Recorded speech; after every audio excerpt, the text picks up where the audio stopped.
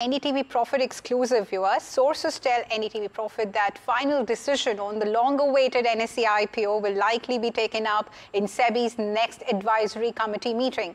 Now, let's get in Charu for more on this. Charu, what can be expected in the September meet of the committee? So the market regulator Securities and Exchange Board of India is likely to decide on the settlement applications by the National Stock Exchange based on their applications made in the co-location as well as dark fiber case. Now what's interesting here is that the HPAC committee recently met for another decision related to a settlement application by NSE in another case.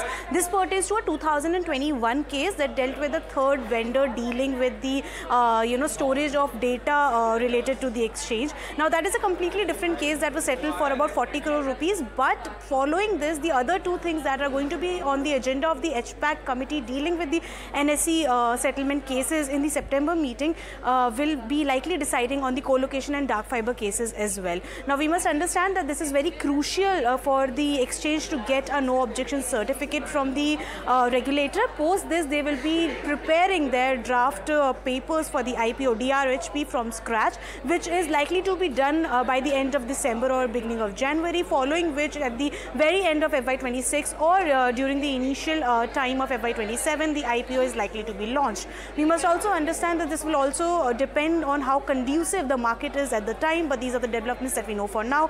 More details will follow shortly.